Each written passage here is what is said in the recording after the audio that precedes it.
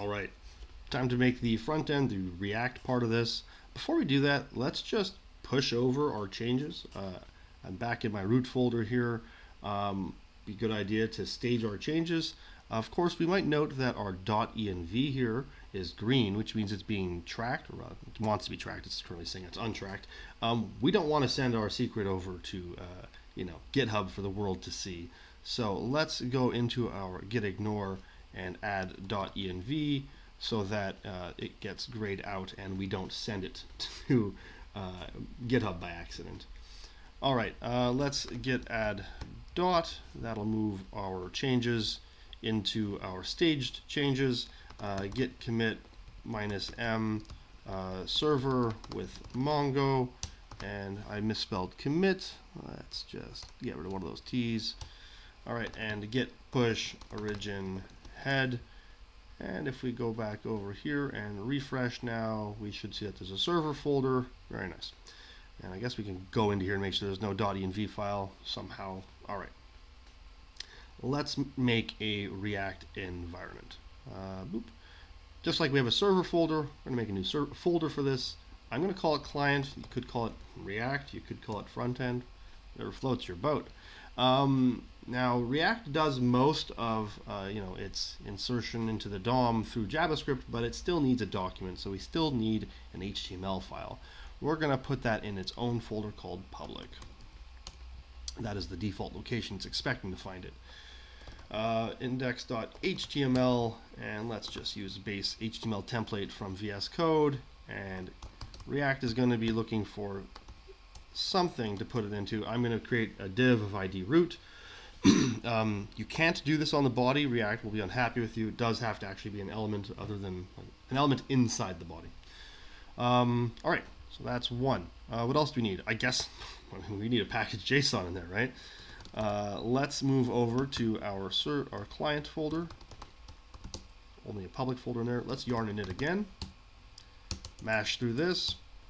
All right, and let's begin adding things into that dependencies. We need to add React, React DOM, React scripts. I'm going to use scripts. If you want to use like a different transpiler, you can go for it. I'm just going to use scripts because I'm more comfortable with it.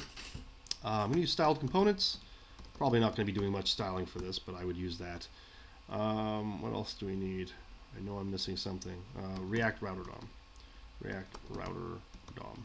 All right, let's do that and see what I typoed. This will take a little while.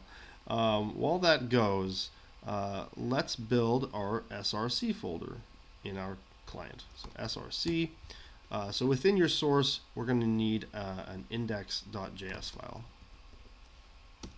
And this is going to be the initial JavaScript file which is executed to create your React environment that happens after the document first loads up. So after your HTML file here. In fact, let's call this React frontend. All right. So what do we need to do in here? We need to grab React DOM. We need to create a root element and render into it. This kind of process has changed a few times throughout React's lifecycle based on its version, so this part might become obsolete in the future, done slightly differently. I'm not sure. It was different a couple years ago. So let's import, because now we're on modules and front-end stuff. We can't use require. We're not in a node environment. We're going to import, is it all capped? I think it's just Pascal cased with DOM. From React-DOM, and I believe it comes from /client. All right, so we're going to import that, and let's create a root. Constant root is equal to react-dom.create root, and we are going to give it as an argument a pointer to the element of ID root. So document.get element by ID of root. All right, and we're going to root.render.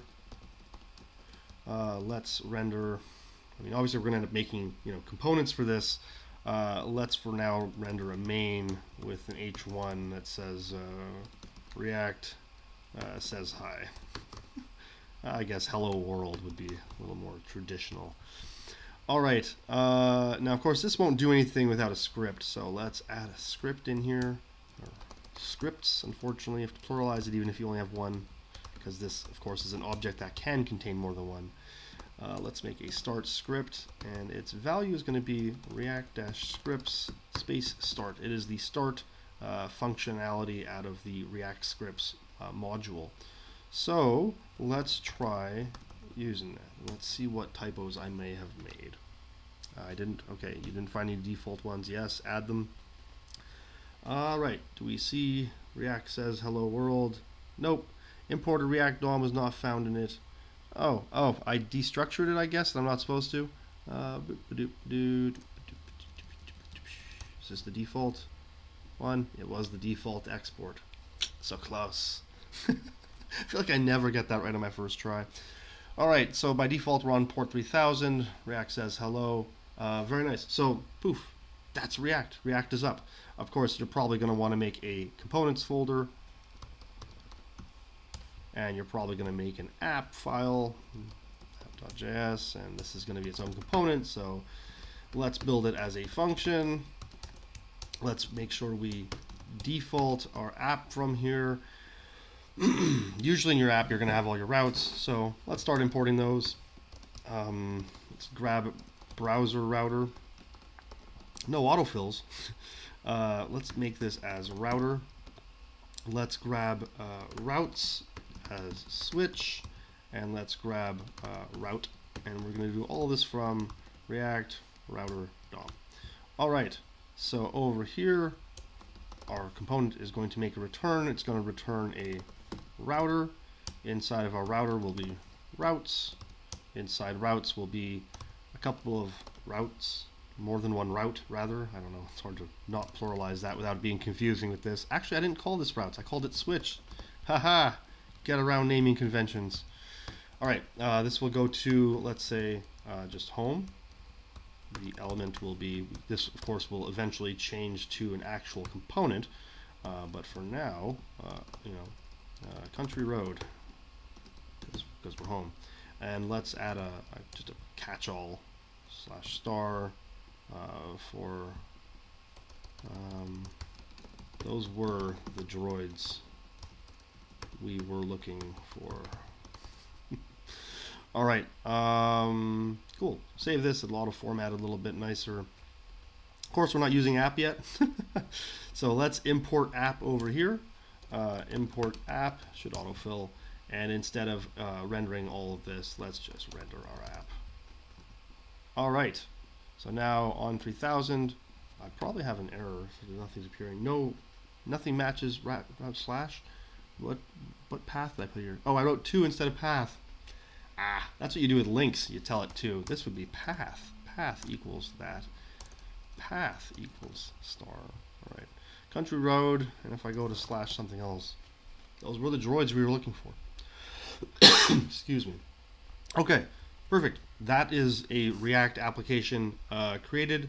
Of course, you're going to build a component for each route. Likely, you might have another folder for your reused components, and you might have a folder for your data, for your helpers, and all that stuff.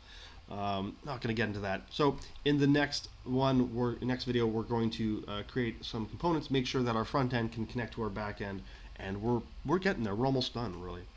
All right, stopping this recording.